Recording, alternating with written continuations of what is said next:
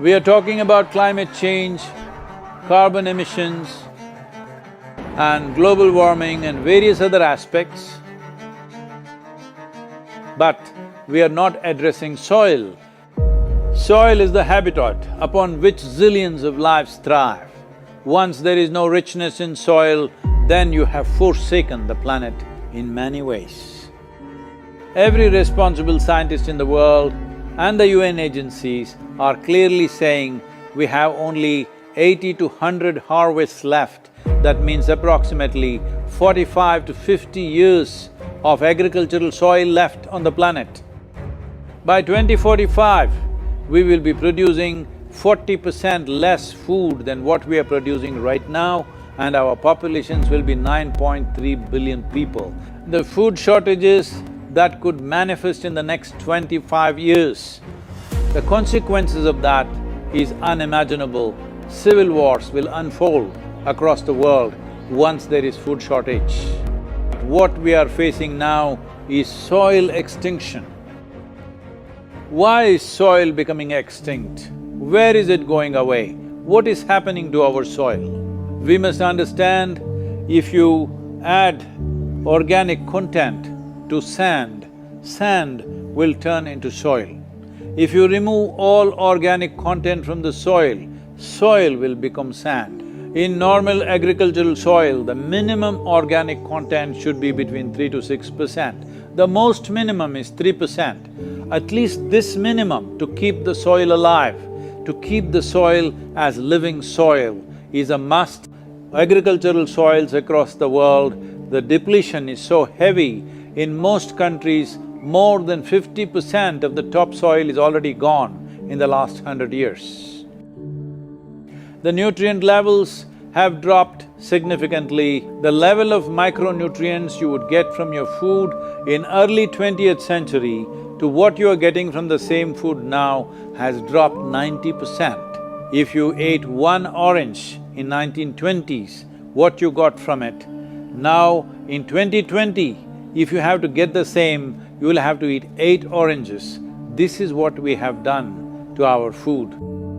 Soil is the biggest ecosystem on the planet, and so few people know anything about it. 1 teaspoon of healthy soil probably contains more microbes than there are people on Earth. The microbial life in the first 12 to 15 inches of topsoil is the basis of our existence. It is this magic beneath our feet which has produced the life that we are. This first 12 to 15 inches of soil is the basis of life for 87% of life on this planet, including you and me. We have to begin to recognize that what we call our soil, Mother Earth, is a living organism. Open soils, ripped open by ploughing, open to sunlight, is the basis of destruction of microbial life. So the focus should be on agriculture, the focus should be on seeing that land is under shade as much as possible, some kind of shade, grasses, herbs, bushes, trees. Conscious Planet is launching Save Soil movement to bring about a policy change to regenerate soil. As a part of this, I'm 65 and I'm riding 30,000 kilometers, a lone motorcycle journey, 30,000 kilometers across 24 nations to activate support from the citizenry to assure the governments long-term investments will be appreciated. So it's extremely important that soil regeneration is enshrined in the policy of every government on the planet. We must change the narrative on the planet that soil is a wealth, a legacy we have received from previous generations, and we have to pass it on as living soil for future generations. We are in a cusp of time. If you do the right things now, in the next 15 to 25 years, we can significantly turn this situation around and regenerate the soil. But if we allow this to progress like this for another 30 to 40 years, after 40 years if we attempt this, then it could take 150 to 200 years because that much loss of biodiversity would have happened. From 21st of March for 100 days, the whole world, every human being on the planet should talk soil. We must hear the word soil, save soil everywhere to see that the narrative on the planet changes towards the most vital aspect of our life, the soil. Each one of you should reach as many people as you can to make this happen. Many global leaders and influencers are already participating in the movement. Be a part of this and let us make it happen. For my part, as much as I can contribute. We're going to save the soil. Do your part. And saving the soils. Our future, our children's future, and our planet's future depend on it. Save the soil. We know what we must do, so let's make it happen. Let's make it happen. Let's make it happen. Let's make it happen. Let's make it happen. Let's make it happen. Let's make it happen.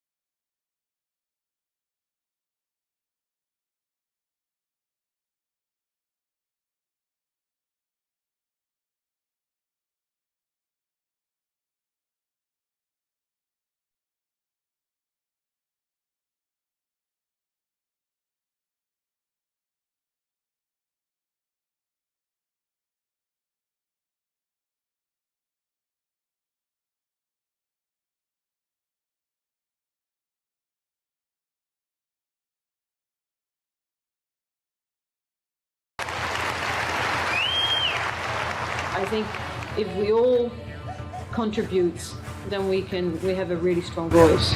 Save soil.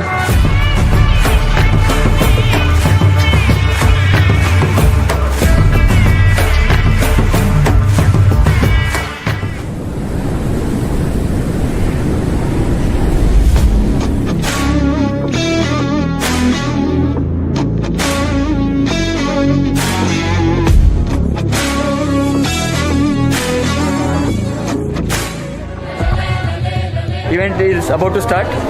There is a lot of crowd still waiting for us to get inside. There has been so much excitement and everybody is so excited to hear Sadhguru talk about save soil.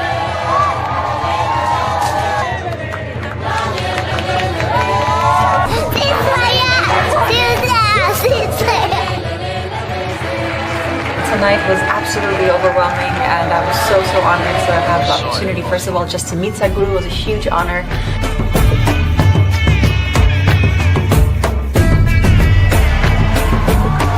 Sadhguru is very charismatic and he says it as it is. I want all graffiti artists, to whatever walls that you have, make sure that you use this. This is our time. This is our time on the planet. What we do here is our business. Let's do the right things and save soil and let's make it happen.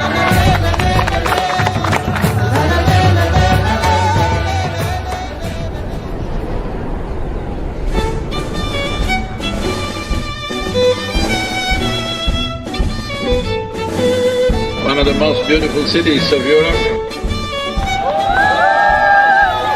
It is time that we in 21st century show that we are a mature citizens of this planet, that we want long-term well-being for ourselves and future generations. This is the opportunity. Save soil is that moment.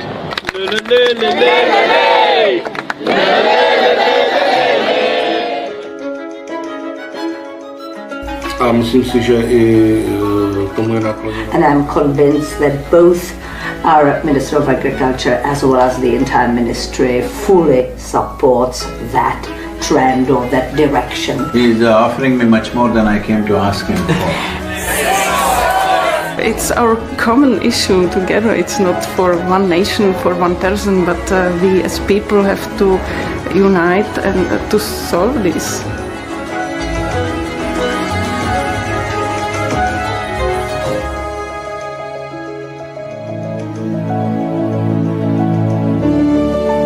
Here we are in this wonderful city of Vienna. soil as a common denominator to bring all of us together. Make sure the world gets it now. La la le le le is your mantra for now, for these 93 days. And above all, don't pick a fight with anybody, it doesn't matter what they're doing, because we need every one of them. Namaskar.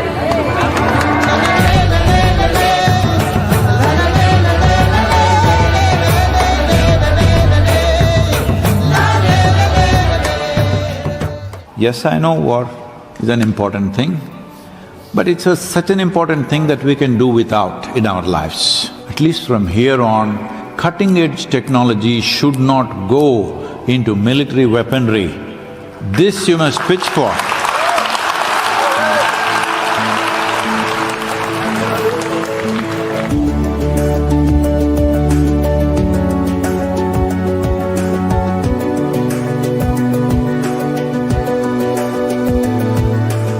So, how do you feel here in Ljubljana in Slovenia? Feeling like it's home.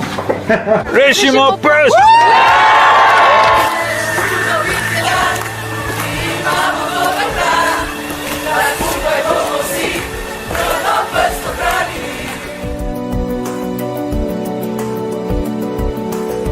All of us have been part of this destruction. The only way is all of us become part of the solution also. So let's make it happen.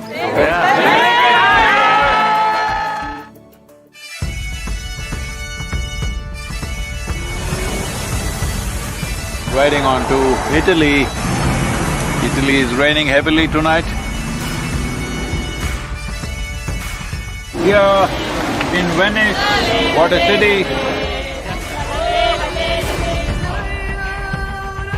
I am a huge admirer of Rome because whoever did it, their sense of geometry is so fantastic.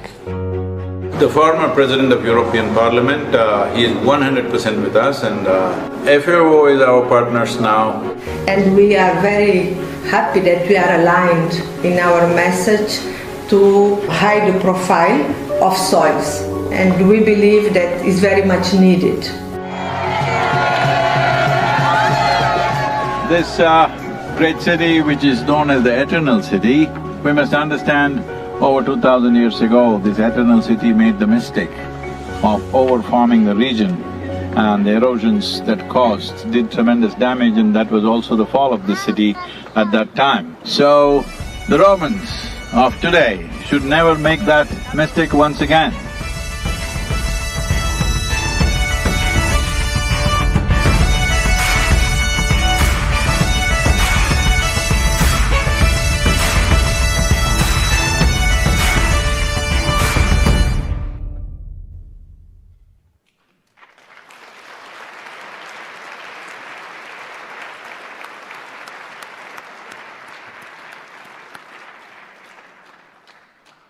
Quite joyful as well as inspiring.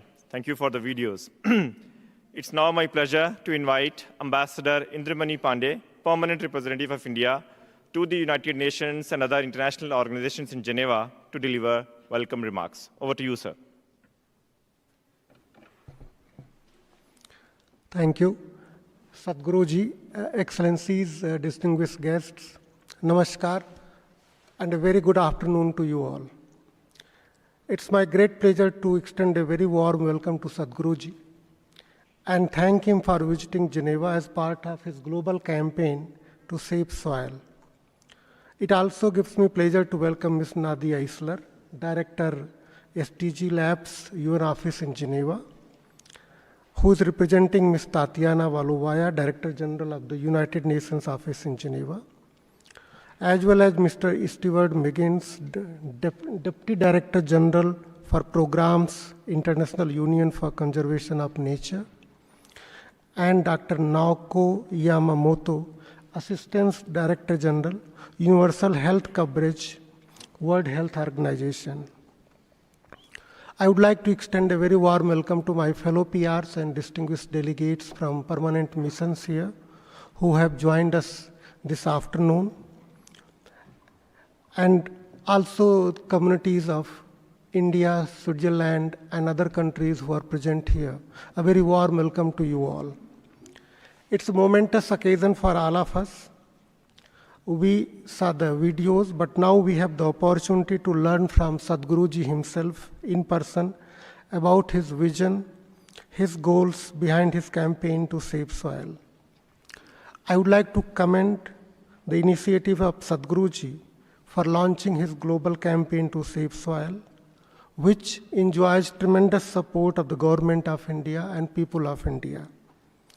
And as you saw in the videos, it's very heartening to note that the campaign has been receiving universal global support.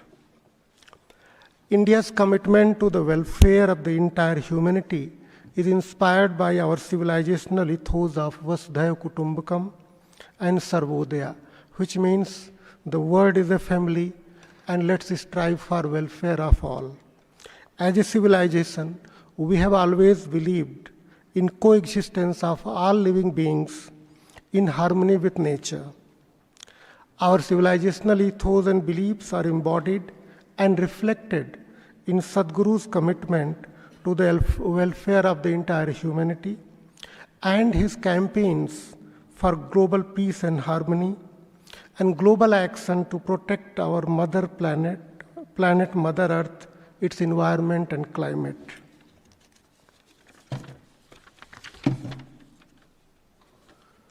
Sadhguru can be translated in English as the true Guru, the one who shows you the true path.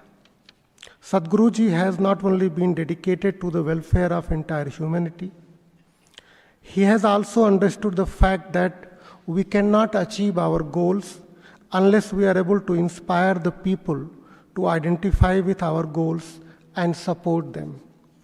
The father of our nation, Mahatma Gandhi, had understood this paradigm and was successful in turning our freedom movement into a popular struggle for freedom. Our Prime Minister has also understood this paradigm, and that is why the government has endeavored to turn various developmental missions of India into popular mass movements in order to associate people of India with those missions to achieve successful outcomes, as exemplified in the success of our Clean India mission and Water is Life mission. There has been emphasis on global action to prevent climate change, we all know that, and the need to provide people a clean, healthy, and sustainable environment. The issue of water has also been given the due global attention, as we saw in the recent water summit convened.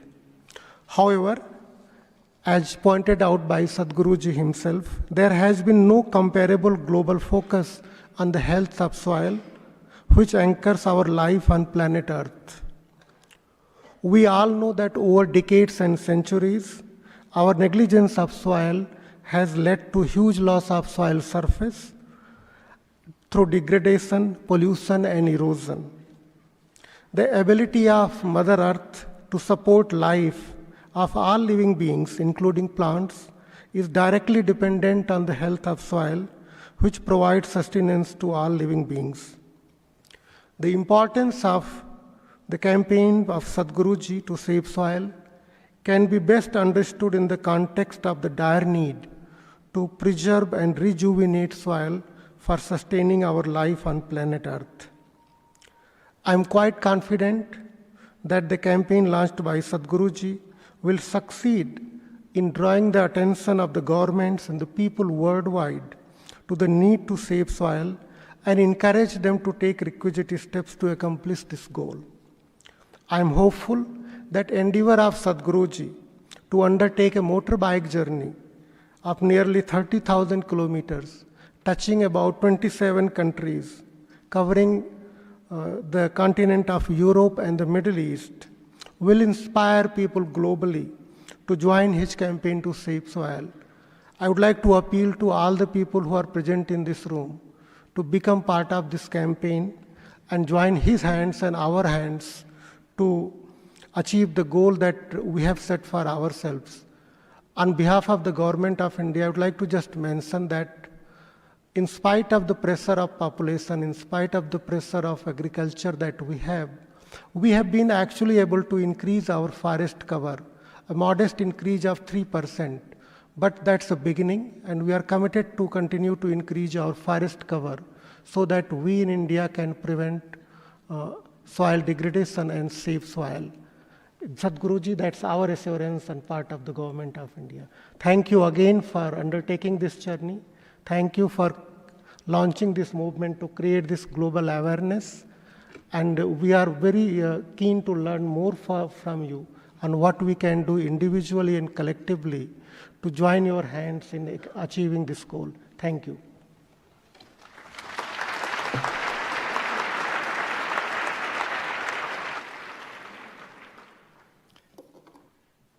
Thank you, sir, for your welcome remarks.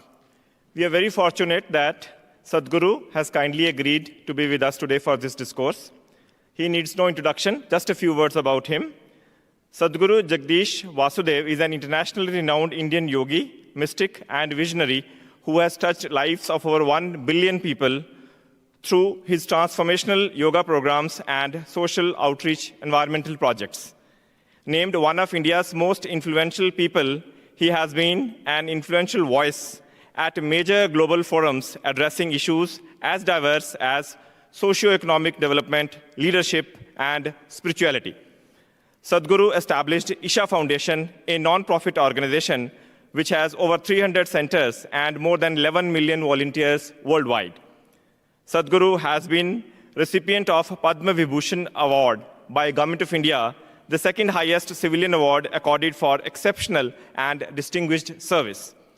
He has also launched a global movement, as we all know, Conscious Planet, to save soil, to address soil crisis.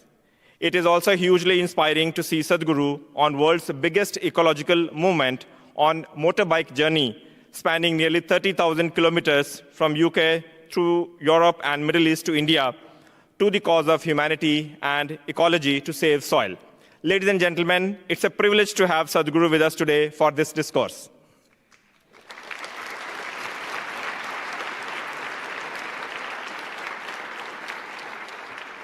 I would also like to share with you that after the discourse, there will be a question and answer session, which Sadhguru will be answering. So if you have any questions, you can keep it in mind and raise hands when the time for question and answer arrives. Without taking any further time, I will now pass on the floor to the dignitaries on the dais and would request Ms. Nadia Isler, Director of the SDG Lab, who is representing the Director General of the United Nations Office at Geneva, to begin the discourse with her thoughts, followed by other speakers. And I will also request DDG IUCN to moderate the discourse. Over to you, Ms. Nadia. Thank you. Thank you very much. Ambassador Pandey, Sadhguru, Excellencies, ladies and gentlemen, and dear children. It's my pleasure to send the greetings from the Director General of the United Nations Office here in Geneva, Ms. Tatiana Valovaya, to all the participants to today's event. The Director General could unfortunately not attend due to her absence of Geneva, but she has asked me to send you the following message, and I quote, "I would like to sincerely thank Ambassador Pandey and the Permanent Mission of India, together with their partners, for organizing this event in the context of the 75th anniversary of India's independence to discuss our global, planetary, and human well-being.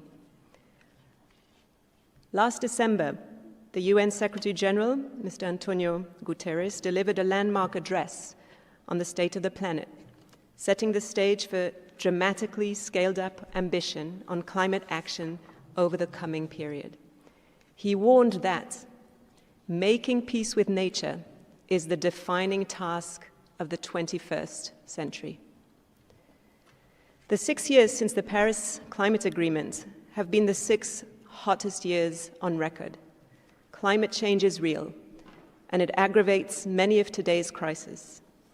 Floods and droughts, storms and wildfires, extreme temperatures, and other climate shocks forced 30 million people to flee their homes in 2020. This number could rise to 1 billion by 2050. Small island nations and least developed countries are particularly vulnerable. For many years, we have been polluting the land, air, and sea, and damaging the most precious element we have, nature. Our one planet is being destroyed, and human behavior has been the main factor that has brought us to this point. It is our responsibility as occupants of this shared planet to promote a more conscious attitude towards the earth and the environment, including by raising global awareness and mobilizing local communities. The Save Soil movement was created with the objective of mobilization towards this goal, and we have the honor to welcome its leader, Sadhguru, here with us today. Thank you so much for being with us. The global movement led by him addresses the soil crisis by mobilizing people around the entire world, advocating for soil health, and supporting national and local leaders in the implementation of concrete policies and actions to address climate challenges. We now live more than ever in an interconnected and fast-changing environment. The challenges we face are deeply intertwined and require mobilizations at many different levels. The COVID-19 pandemic, for one, is a tragic reminder of how deeply interdependent we all are. Community engagement is key to putting ecological challenges squarely into policies and actions at all levels. Ladies and gentlemen, the implementation of the 2030 Agenda for Sustainable Development, or the SDGs, is everyone's responsibility. Today, let us all get inspired by the work of Sadhguru and his supporters and all of you, and redouble our efforts on climate action and the Sustainable Development Goals to build a better and healthier world for us and our planet. Thank you very much. And this was the end of the Director General's message. Thank you.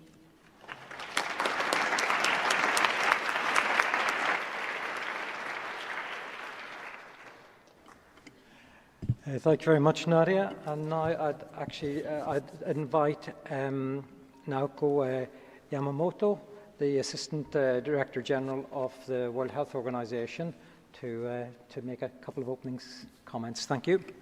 Thank you very much. And Your Excellency and Ambassador, dear Sadhguru, and dear friends and colleagues and children, it's my great pleasure to join this event together with you to discuss about the soils and humankind.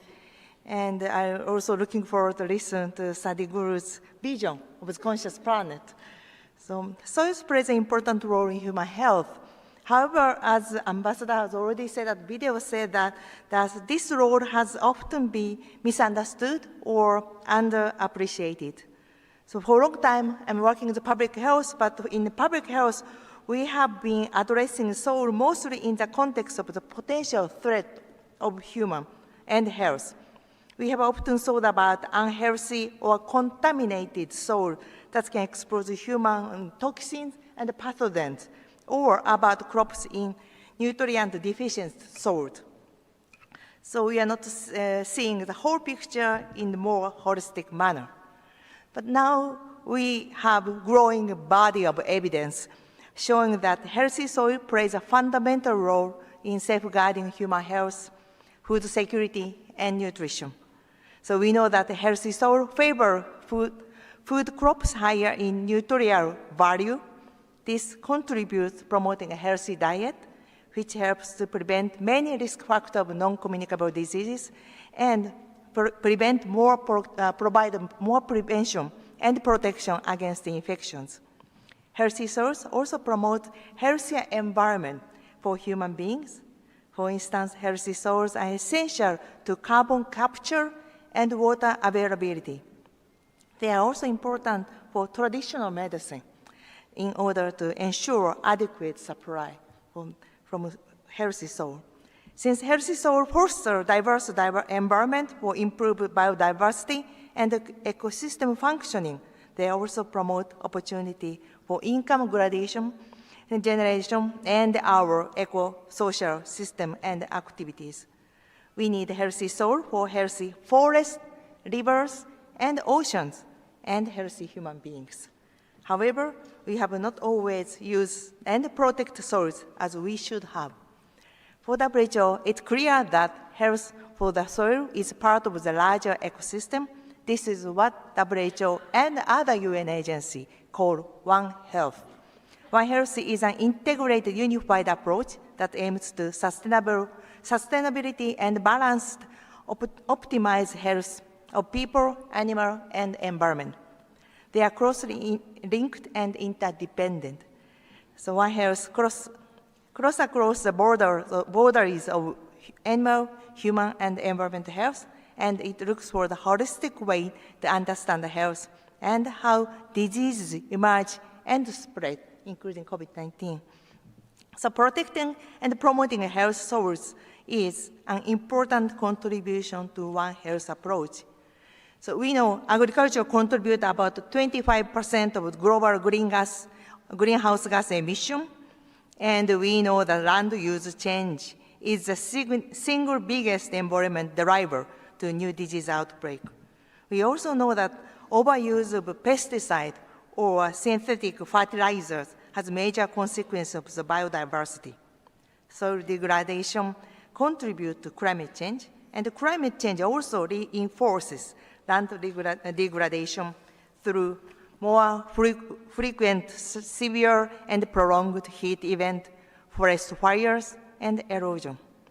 So as a global community, we need to work together to address One Health approach.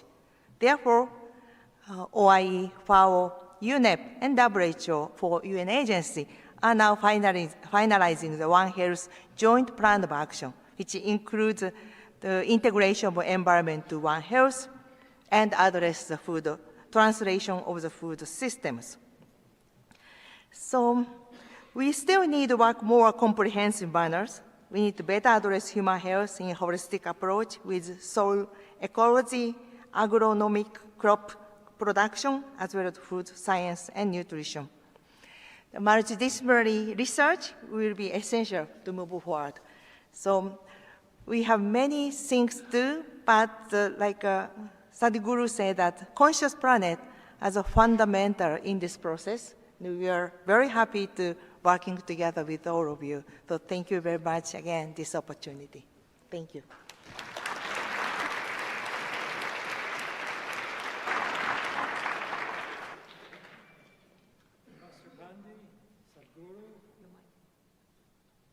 Oh, sorry, thank you. Ambassador Pandey, Sadhguru, Excellencies, ladies and gentlemen, future leaders. It's a real pleasure to be here. And it's actually, I'm going to speak both from an IUCN perspective, but also from a personal perspective, because I come from a small farming family, and I spent most of my life in conservation. And to be honest, there's always been a little bit of a tension there. There has been conservationists did not understand farmers and agriculturalists, and agriculturalists certainly didn't understand farmers, conservationists. And there has been this tension, and it's a shame that there's been that tension. But I think, thanks to the work of Sadhguru and Save Soil, that is changing. And we're actually now starting to see that we do share a common cause, a realization that nature underpins life here on Earth. Whether that's regulating the planetary systems. We just heard yesterday the dire warnings coming from the IPCC on mitigation, and that there's no time left now to take action, or whether it's actually sustaining and enhancing the livelihood of small farmers and small farming communities. Nature underpins all of that. And this is critical. This is critical when we look at agriculture. And so when IUCN started to say we're going to work with agriculture, we said we want to get past the old confrontations, and we want to focus on the common cause and the common ground. And where is that? It's soil. It's soil and soil biodiversity. That's where we start. And I would really just emphasize again, and it's been mentioned in some of these videos, but it is amazing. There are 6 billion species of soil fungi. There's 10 million species of bacteria, countless. We don't know how many types of protozoa there are. And next time you're in your garden, take a handful of soil and look at that and think, in that soil, there is over 100 billion individual species over a range of different genera and different… There's over 70 in that handful of soil, over somewhere around 60 kilometres of filaments. That is what sustains life. That's what actually gives agricultural productivity. That's what actually unites us, actually, whether we're in conservation or agriculture. And but unfortunately, for a period of time, we lost sight of that. We heard this on the video already. Soil is an ecosystem, but we lost sight of the fact that soil was an ecosystem when we thought just soil was a substrate simply to get water and nutrients up to crops. But again, thanks to Sadhguru, thanks to these movements like Save Soil, that is being reframed. And I say I'm personally delighted, I'm personally excited to be here. I've been working on land degradation and restoration for a lot of my career. We helped set up an initiative called the Bond Challenge with the German government. We had over 210 million hectares committed to restoration, but that's just a drop in the ocean. We've really got to start to build that further. We've also seen this idea of bringing together, instead of trying to solve these crises separately, starting to try and solve crises together, just as Naoko mentioned. And that's what led us to bring this idea of nature-based solutions. And one of the fantastic opportunities for nature-based solutions is indeed saving soil. So I would really like to thank Sadhguru for his leadership. I think it's a message of urgency, but it's also a message of hope. And critically, I think it's a message of love. You said that. A way to say I love you is to say save soil. And really to the future leaders, I would say you can get angry, you can get frustrated, but if you want to be older gentlemen like ourselves, you need to have your work driven by love. So save soil, let's get going. I think this is really exciting. Thank you very much. Thank you. And now,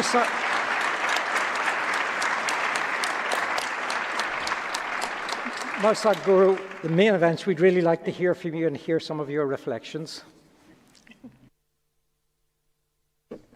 Namaskaram and good afternoon to all of you. Well, it's fantastic to see the commitment of the SGD Labs and… I'm sorry, SDG, correct. Yeah. And of course, our ambassador here at the UN and Madam, yes. And the IUCN coming out so passionately, it's fantastic. Only thing I don't like about him is he's calling me old. I called us old, you and me. Because I don't want to get old in this 84 days that I have, I need to stay good. 30,000 kilometers at this stage of life is not a joyride. So, anyway, it's wonderful that everybody is beginning to see this in this direction. I've been talking about this for the last 30 years. Everybody says it's fantastic, and it dies right there. So I don't want you people to again say, Sadhguru, fantastic, I'll go home and sleep on it. That's not what is needed. We need to understand, as a generation of people, we are that generation of people who are in a cusp of time right now, that if we do the right things now, we could be that generation which turn back from the brink of a disaster. Or we could be that generation which slept through and fell over and grieve over the disaster. Why I'm saying this is, well, we're in Europe and World War I happened. We grieved over that, oh, we shouldn't have done this, never again another war will happen. Before we could forget it, when the same generation was still alive, number 2 happened. Then we thought, this is it, after this we're never going to fight again. And we made League of Nations and United Nations. We said, we'll never fight again. How many wars since then? Then the year 2000 came, the young people stood up and said, we are millennials. I don't know whatever it means, I'm in both the millenniums. It's a fortune, half in this millennium, half in the next. Whatever it means, they said we are a knowledge-based generation, we are technology-based generation. There will be no such wars, that is the fools of 20th century. 21st century, how many wars? How many nations destroyed? Once again, you have things in the neighborhood going. So I'm saying there are a whole lot of people who will allow disasters to happen, who walk into disasters and then grieve over it. With this soil issue, I would like to be that generation who turned back from the brink of disaster doing the right things. What is the right thing to do? Well, there are any number of scientists who put their life into soil sciences, but they were never heard for whatever reasons. They've spoken here and there, but really, in the policy making of the world, their words have not been taken, unfortunately. I've been interacting with various agriculture ministries of various nations. Almost every nation on the planet, even today, largely addresses soil as an inert substance that you can fix by adding this chemical or that chemical and fix it. Well, let me bring this to you already. He very eloquently said that. Soil is the largest living system not on the planet. In the known universe, there isn't anything like that. The first 15 to 18 inches of soil, what magic it is unbelievable. Even if you sow death into it, life will sprout out of it. There isn't another substance or there isn't another place like that anywhere in the universe that we know. But we've been treating it like it's some kind of a material that we can use and discard. Well, there is no room to discard because the only place you can put back anything is back into the soil, really. Wherever you put it, that's where it goes. We are born out of it, we live off it, when we die we go back to it. Now we've been busy pointing out differences between you and me. Oh, you're of a different gender, different race, different religion, different country, different… How many differences have we found? But soil is one unifying factor. This is not only for ecological purposes.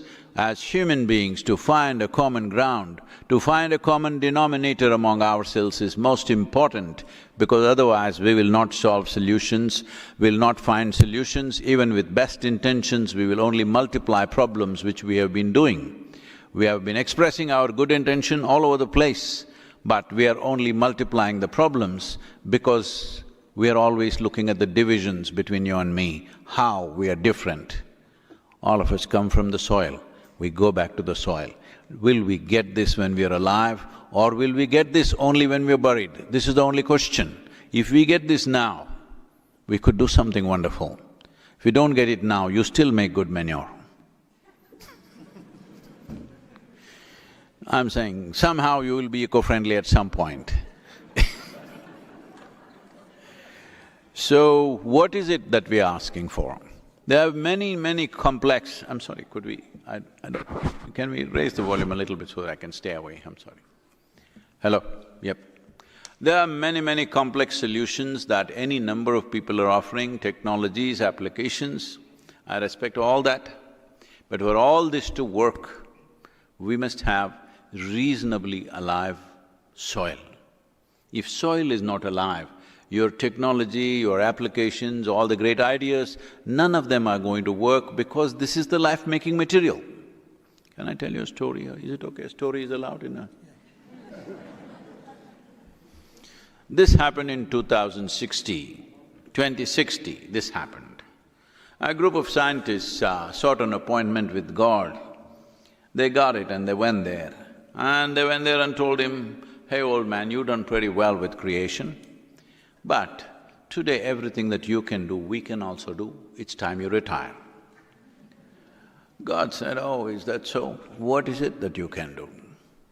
Then they said, "Look at this," and they just dug up some soil, made a vague image of a human child and did all kinds of things, and in a few minutes the child came alive.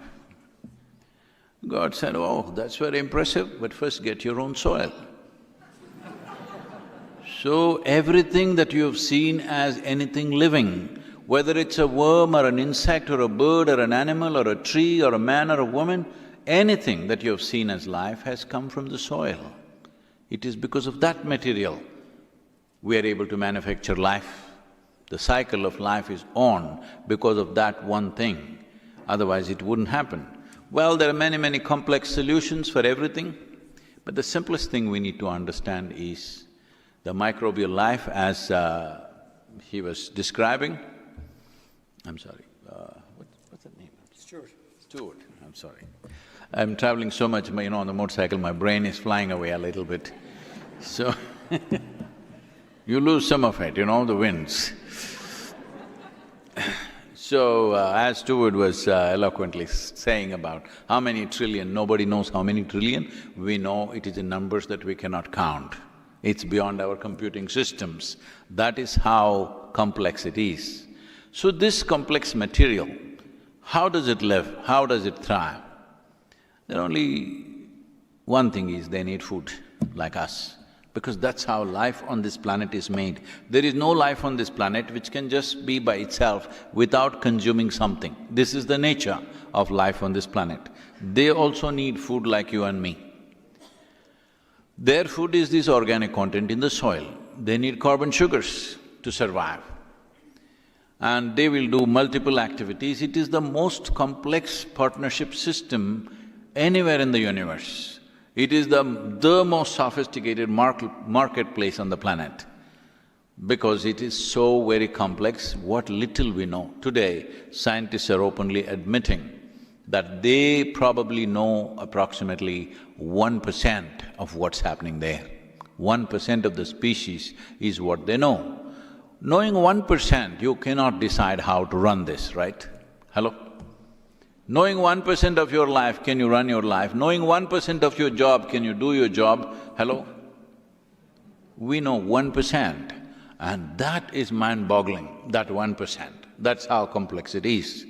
So one important thing is to put back nature to whatever extent possible without disturbing human life and human market systems on the planet, to put back natural systems as much as possible. This is the only answer we have. Rest is all lot of talk because we know only 1%. Knowing 1%, if you think or you are a master of that thing, that would be the stupidest thing we did in this… on this planet. So it's important that we put it back to its natural cycle. Put it back to natural cycle means just give them food to eat. Why are they being denied food to eat? This started happening somewhere between 45 to 60 years ago, actively across the world. In some countries, it might have started a little earlier. They came up I think in 1916, a German scientist came up with a magic powder. It is a nitrogenous fertilizer. So people took this magic powder and put it on the land and boom, crops just bounced out like that. I'm calling this magic powder because it really did magic for the farmers at one time. I know in regions of India where when the fertilizer came, the yield went up by 300% for many farmers, 3 times over.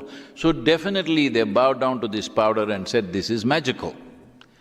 But the problem is we forgot. It is like you are doing quite well, but you went to the doctor and the doctor said, your calcium is not good, your iron is not good, your folate is not good, and gave you 3 pills. Next day you took it and you felt really good. Then you decided, this is it. Instead of 3, I will take 300 and I don't have to eat anymore. And then you know what happens? That's exactly what's happened to the soil. We started thinking just by throwing the salts, everything will happen. No, in a doctored way, if you apply it, even today, it'll work very well, it's important. I'm saying this because a whole lot of urban population in the world goes on talking about, now the words get replaced, same mentality. They said all these days everybody was talking organic farming. This is an urban fashion. Those people who have never farmed in their life like to talk about organic farming because they've never done anything. So if you go to the marketplace, there is one apple marked as organic. What is the other one? Is it inorganic? I want to know. No, what you're trying to say is the level of fertilizer, pesticide, this, that. You need to understand, largely nobody sprays pesticide on a full-blown fruit. Generally, it's in the flowering time that they do it. It won't usually get into the fruit. These are all paranoia. I'm not saying fertilizer is not getting in, pesticide is not getting in. Yes, in grapes and other things it is there. I am not trying to discount that factor. All I am saying is, today if you take away all the chemicals from farming on the planet, our food production will come down to 25% of what it is right now. That will be a massive disaster, it'll be death, literally. So we cannot really think about it. If you increase the organic content, slowly the use of fertilizer will start coming down, it'll slide down very, very slowly, and we have to go that way. How to increase the organic content? There are only two things: plant life, animal life. There is no other technology, there is no other material, there is no other planet which can provide you that material. Only on this planet you have to produce plant life and animal life. There is simply no other way to put back organic content. Well, about carbon sequestering and many other things, we can talk endlessly about it, but the important thing is, if you increase the organic content, the microorganism life in the soil will enhance itself, and they are the basis of who we are. We are a consequence of their activity, both in terms of evolution and today as an ecological species. When we say ecology, don't think it's a subject matter. We are the ecology. 60% of your body is microbial life, only 40% is your parental genetics. So you are the ecology sitting here. Hello? You are the environment too. So we thinking we'll fix the environment, we'll fix the ecology, that is the distance itself is causing a lot of problem for us. So the simple thing is this: put the food back for the microbes. That is the organic content. To put this back, you need either plant material or animal waste. There is simply no other way. So this needs to happen. For this you need a policy incentive, otherwise farmers will not go back to it. 50 years ago, every farmer knew this and they were doing this. Today we've just lost this for about a generation or maybe 2 generations have lost this, and now we've forgotten. We have to have plant life and animal life on the farm, otherwise you can't put back the organic content, but that needs an incentive. So, right now instead of branding things as organic, in future we need to look at this. Right now in, let's say in Northern Europe, an average organic content in the soil is 1.48. In Southern Europe, it's about 1.2. In United States, it's around 1.4 to 1.5. In India, large percentages have only 0.68%. And in Africa, it is 0.3%, which is desertification, serious desertification. So, being here, if a national government announces this, if you increase your organic content in your farm, which is very easy to test, unlike testing a product. Testing a fruit or a vegetable is very complex, it takes a lab. This can be just done on the farm by the farmer, that you can test the organic content of the soil. Let's say if you get it to 3%, what is the incentive you will get? Governments have to fix this. Once the government fixes this, and let us say you go to the marketplace, now somebody has marked this apple as this comes from a land which has 3% organic content, there is enough science to tell you, if it has 3% organic content, what are the micronutrients which will be present in the apple that you eat or the fruit or vegetable that you eat, and what are the health benefits that you have. For all this, there's enough science. We just have to collate these things and put it together. Then market will give its own incentive for that farmer as it goes. Now you go there and somebody says, this is 3%, this is 6%. You want to buy the 6%, obviously it'll cost more, but instead of eating 8 oranges, you can eat 1. That's the difference it will make. So, this is something that needs to happen now, not tomorrow, because if you start the policy making now, for it to fulfill in terms of action across the world, it will take anywhere between 8 to 12 or maybe 12 to 20 years' time before it happens across the globe. But if we don't make the policies now, right now according to UNFAO, the loss of biodiversity on the planet is on the scale of 27,000 species per year. Species, you heard it right, 27,000 species are being lost, are going extinct every year. At this rate, in about 30 to 35 years, we will reach a point where if we want to revive or regenerate the soil, it will take 150 to 200 years, which will be an absolute disaster. So this is why the urgency, as I said, this is our time on this planet. As a generation, are we a responsible generation or will we sleep through? This is the choice that we have. Is sleep a crime? Hello? No. But if you sleep through your life, you will become a disaster. And you will see a crime is better than a disaster. Yes, it is. Let's not become the disaster. That's the effort. Why this movement is to move the people. Why the people have to be moved? See, we are democratically elected nations, all right? Largely administrations are democratically elected. You give them a term of 4 to 5 years. A government is elected not to do something fantastic. A government is elected to fulfill the people's mandate. What is the people's mandate? Tell me one nation on the planet where 60% of the people have stood up and said, we are ready for long-term policy making. We are ready for doing something that is for the well-being of our children also and their children also. We are willing to invest and work towards that. Which nation, anywhere citizens have stood up and said? People have not spoken. So what will the government do? Government will only try to fulfill the mandate of the people in a matter of 4 to 5 years that they have. So this is very important. Unless people speak, there are 5.26 billion people who have franchise in the world. If 3 to 4 billion people speak, in these 100 days, we want 3 to 4 billion people to speak. You don't have to support me, you do your own soil thing. Say something soil every day. On the social media, on the street, wherever you want, on your car, on your face, say soil, something about soil, really. I'm telling you this, not a joke. If we don't do enough right now, we will be a seriously regretful generation in 20 years' time. Let's not get there. Thank you.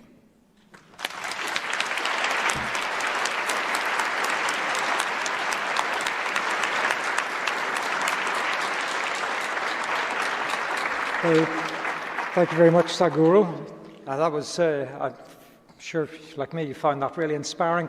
Let's see if we can take a couple of questions. Let's see if we start with the future leaders, because you're going to be dealing with this issue longer than, certainly longer than me. I'm not going to speak for Sadhguru, but certainly longer than me. You're going to be dealing with this issue. So has anybody got a question? Yeah. Yeah. I'm a tourism student from Sustainability Management School. How do you think the tourism industry can play its role in saving soil? It's me. Yeah. We need to put legs on tourism. Oh, I'm sorry, the microphone is down there, please sit down, it's okay. Yeah, thank you. Sorry. Okay, I'm Lalit. I'm from Sustainability Management School with a tourism background. Like, how do you think the tourism industry can play its role in saving soil? See, yesterday as a part of Switzerland's tourism department, they organized because they have been our partners now in this effort, they took us to a place which is a heritage site kind of thing, but actually these are terraced agriculture, where it is also a UNESCO heritage region and to be kept that way. And this is a massive tourism attraction. We went there to talk about soil with the farmer who's having a vineyard which started in 1393, if I'm getting the date right, I think, yes, 1392 or 1393, that's over 700 years.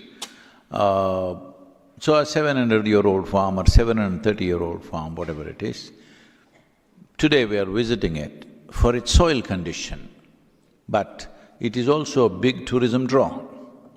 It's very important that preservation is not just what human beings have built. What is naturally there also needs to be preserved. That also can become a tourist attraction. Well, there are many natural wonders in the world, we're going to it, but we're always looking at something that is standing up, because this is human idea of doing something, something must stand up, something that lies there. We need to change our perspective about this. Something that lies there is the basis of all that stands up, including you. I'm sorry I asked you to stand up.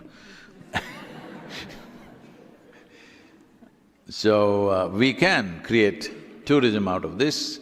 Right now, India is making efforts to bring back what is called as, village tourism, to bring back cultural tourism and agriculture as a part of it, where tourists are coming from different parts of the world to come and work in the fields of India. Not on a large scale, it's happening very small scale right now, but it could be enlarged, that especially for the youth who think food comes from the Volt app. What is your food app in Switzerland? I'm saying Volt because in Germany it was Volt. What is your food app? In India we have Swiggy, Piggy, so many things. What is yours? Huh? Uber Eats. So people think, young people are beginning to think food comes from Uber, all right? That's a very Uber idea. So, for them to go and see how actually food grows and be a part of it, even if they spend 3 days there and get their hands muddy, I refuse to use the word dirty, because in some nations we are calling soil as dirt. If that is dirt, all of us are dirt bags. That's what it amounts to, hello? So, it's very, very important, and I must tell you this, we have… now we have changed the name. Earlier this used to be called as a yogic hospital. Now we call it a rejuvenation center because we had problems with the word hospital. Here, there are always people who are being treated for something or the other. We don't treat them with a comfortable bed and a nurse treating them and helping them. No, we put them to work in the garden and they get well. Believe me, if you get your hands and feet into the soil, your body reorganizes itself in such a miraculous way, because 60% of your body is microbial life. It needs that connect badly. So, we can make health tourism and agricultural tourism, above all, people to have that experience of growing something. If you're willing to take a 70-day vacation, you can grow your own crop along with the local farmer. Well, if you do it yourself, it'll be a disaster. At least he can make you feel you did it. That's a good tourism idea. Thank you, Sadhguru. And actually, I'll just second that idea. I think it's grow something. Even if you live in a little, grow something. I think actually to just make that connection and see it grow. When I get back from this today, I'll get out into my vegetable garden. I'll grow my own vegetables. It's super inspiring. So I'd encourage all of you to do so. Another question? Okay.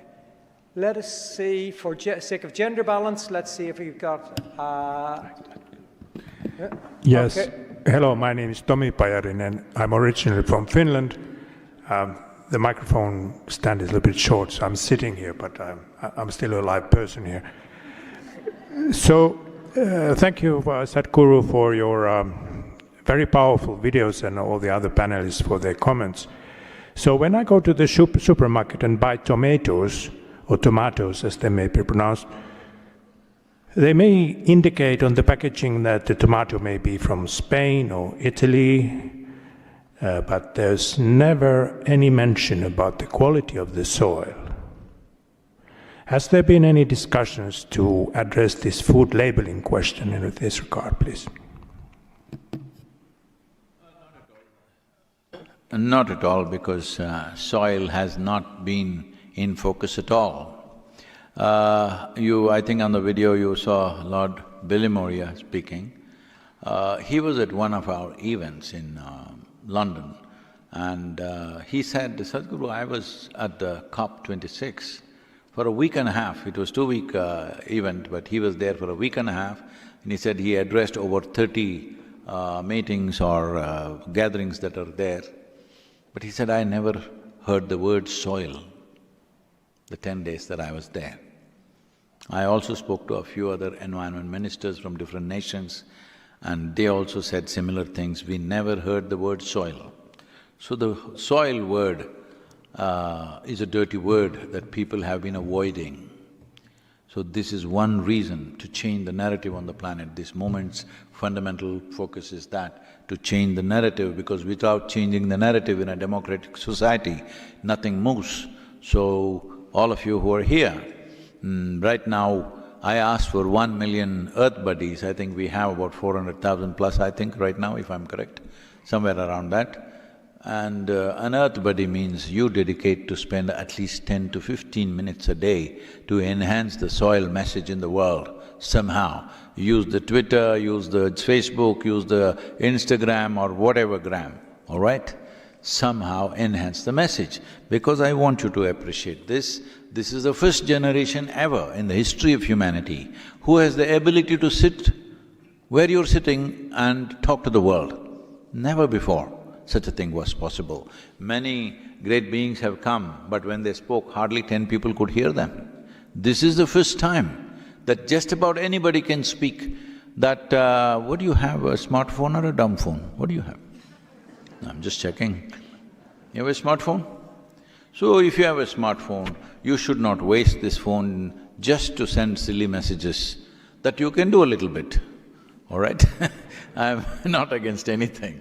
You can do a little bit of that, but the important thing is, this is a powerhouse. If you use it right, you can change the world with that instrument in your hand or in your pocket right now. Hello? Hello? Because in a democratic nation, there are two things in your hands which are most powerful. One is your vote, that's your business, I will not talk about it. Another is your voice. I'm saying, where is your voice? What have you spoken about that is of great concern to you and to the world? What have you spoken? Please look at this. It's time to speak. If you don't speak now, it'll be wasted. About soil as a important aspect of whether it's a tomato or an apple or whatever it is, it has to come in the world. In what kind of soil has it been grown, rather than telling me this is organic or inorganic?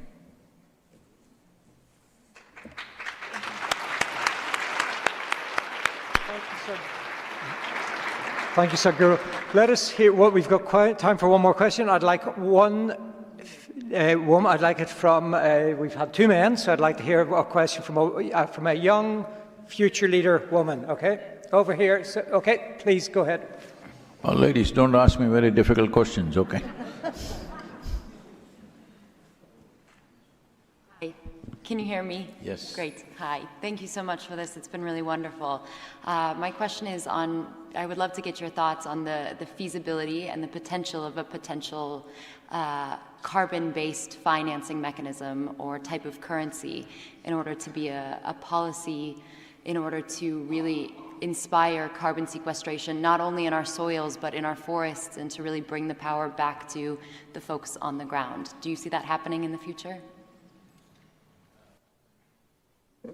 If you are asking for a prediction, will it happen or not? I am somebody who does not like predictions, because predictions are made based on cold facts of the day, not taking into consideration what is beating in your heart right now. What happens tomorrow depends on what is beating in your heart today, isn't it? Not because of some cold facts out there. So, I don't have a prediction to make, but I have a plan, or you're part of it, that's all I'm asking. We need a plan and the will to execute that plan. That's what is needed. Do we have the necessary commitment? Are we focused enough to see that we don't walk into disasters and then cry about it? We are capable of mitigating disasters before they happen. But if you mitigate a disaster, you don't get any award for that, you won't get any recognition for that. Suppose a bomb explodes, if you go and help the people who are injured, you will get something. If you made sure the bomb did not explode, nobody will know you did it, all right? So, it's all right. It is this life, there is no recognition. How we live, what we do and what we create is what matters. Whether somebody claps their hands or not, that doesn't matter. Whether somebody appreciates it or not, it doesn't matter. The important thing is, what do we stand for, what have we created, how are we as human beings? When I say human beings, we must understand that all other creatures, the percentages I'm just throwing, okay, don't take that seriously. Most creatures are made like this. 90% of their life is fixed by nature. Only 10% latitude for their individual personalities to develop. With the human being, as human beings, we come largely unformed.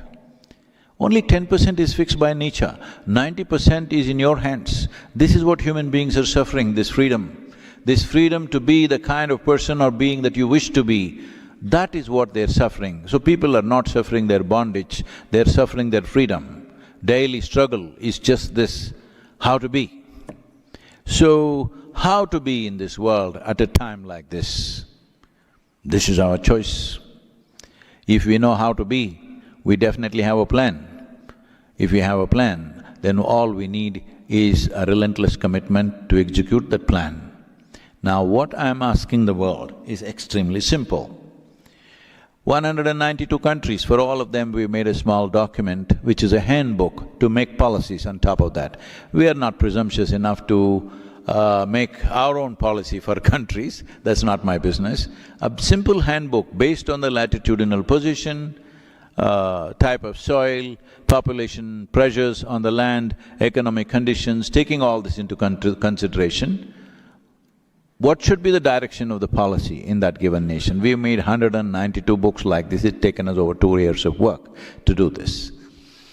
And some of the top scientists have participated in this.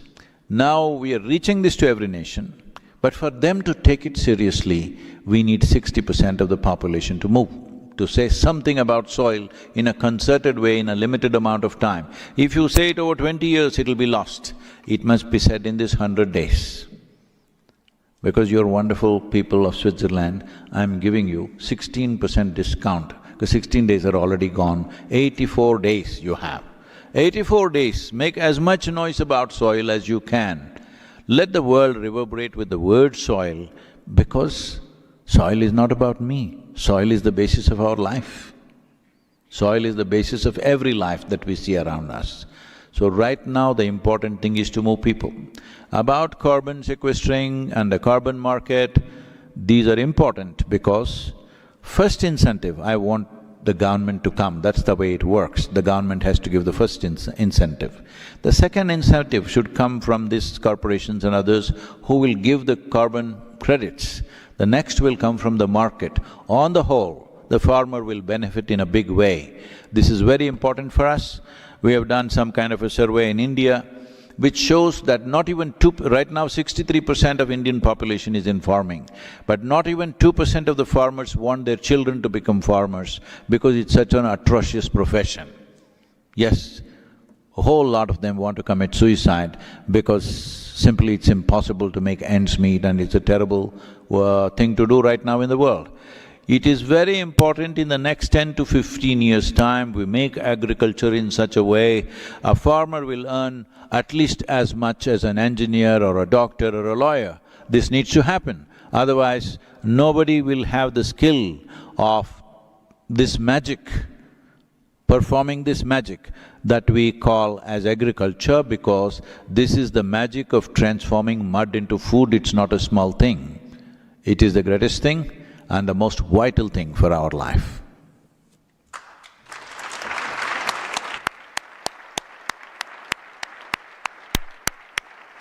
Thank you very much. I see several hands, but unfortunately we have run out of time. I think we could have done with a couple more hours at least. I would really like to thank all of you, and again, apologies for those who couldn't ask questions. But I think we've had some really fantastic insight already.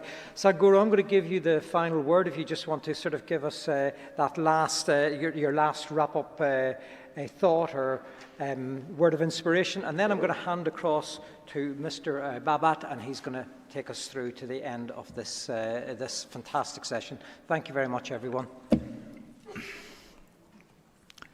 My gratitude to all of you who are here representing different aspects, and Ambassador, yourself, those vegetables, you did the wrong thing, I'm a comforter now. You're growing your own vegetables, that sounds attractive. Ma'am, thank you very much. And every one of you who is here, see, this is our time on the planet. How we do life here is our business. Will we do life in a responsible way or in a frivolous and irresponsible way? This is the choice that we have. And right now, according to UNFAO, the food that we're eating today doesn't belong to us, does not even belong to the young children that you see here. It belongs to the unborn child.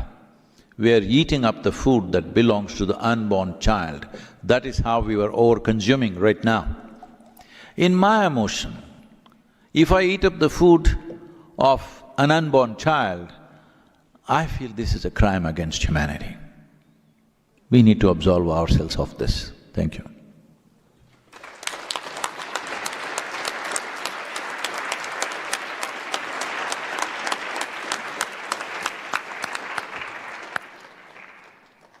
Joyful and awakening, inspiring and thought-provoking.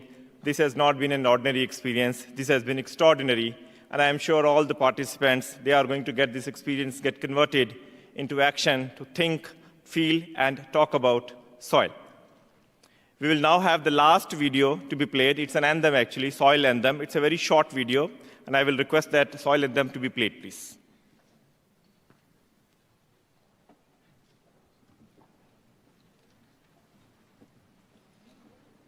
La la la la la la la la la la la la la la la la la. This very body is soil. My body, your body, everybody is just soil body.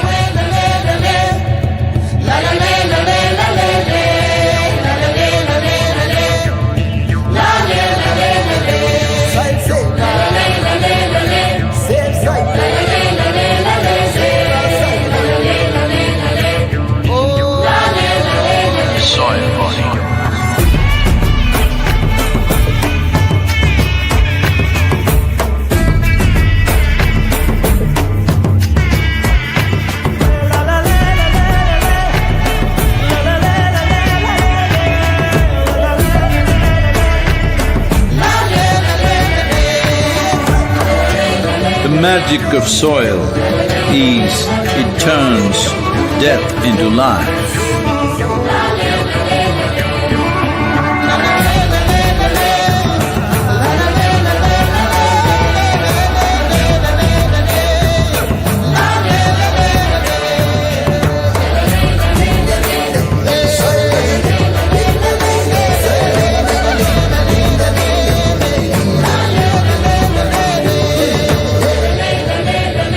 Depleted soils will not quench the fire of hunger.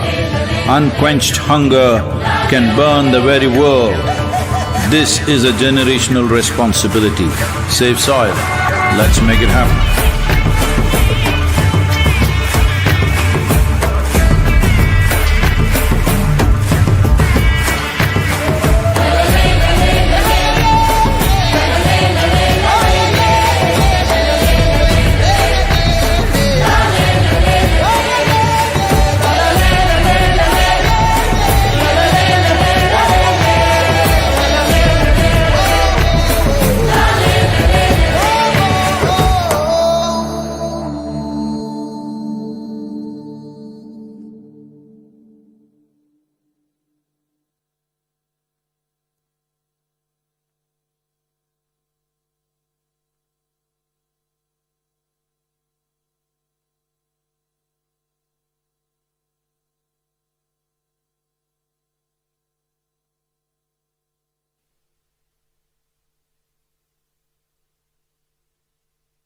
To be seated, please.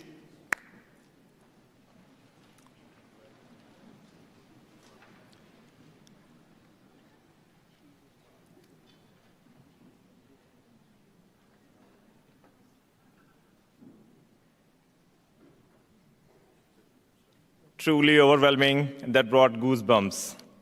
We will now have a photo op, and I will request one of our volunteers to please give Save Soil posters to all the 5 dignitaries so that we can have a photo op with the posters being held by our dignitaries.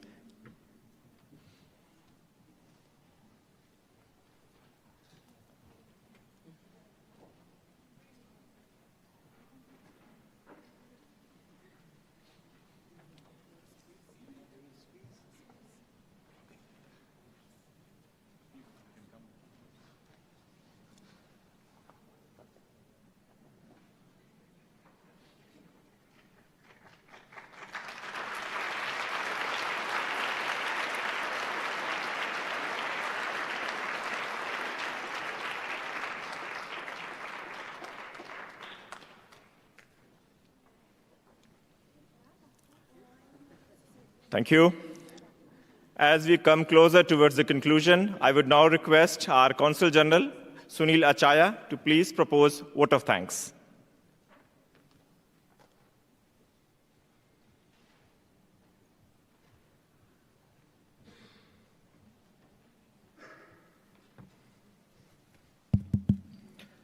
Respected Sadhguru Ji, Permanent Representative of India to the UN, Ambassador Indramani Pandey, distinguished speakers, Ms. Nadia Eisler, Dr. Enako Yamatomo, and Mr. Stuart McGuinness.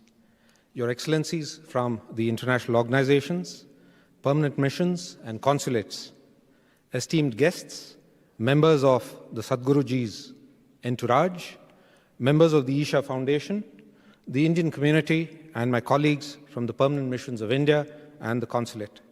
On behalf of the Permanent Missions of India and the Consulate, let me begin by expressing our gratitude to the respected Sadhguru Ji for his contribution to enriching the planet and all living beings by embarking on this all-important mission to save soil in this edition.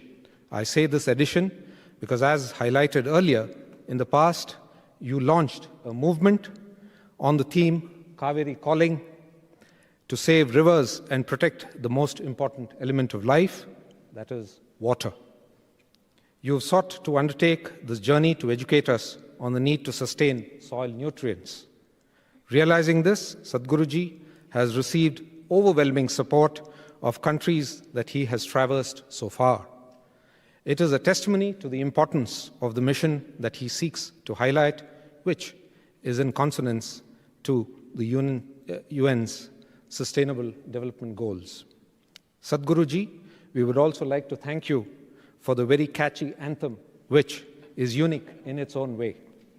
I'd like to also express our gratitude to Ms. Nadia, Dr.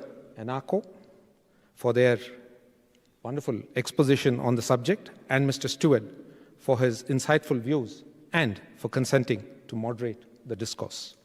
Moving on, Your Excellencies and esteemed guests from within and outside the diplomatic community, you have taken time off for your busy schedule to be present and participate in the discourse on, as I said, an important topic on saving soil, an important building block of life.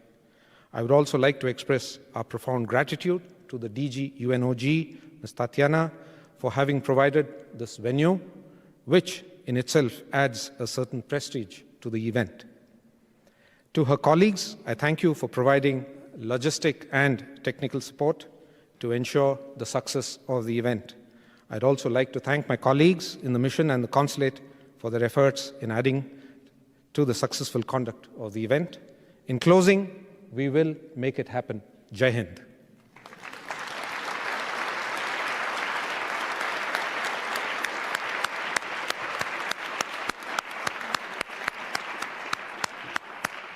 Thank you, sir, for the vote of thanks.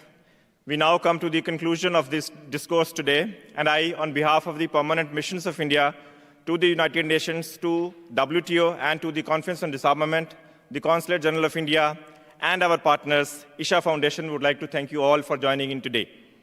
And we look forward to our future events that we'll be organizing in the coming days. Thank you so much for all of you for joining this event today. Thank you, and Jai Hind.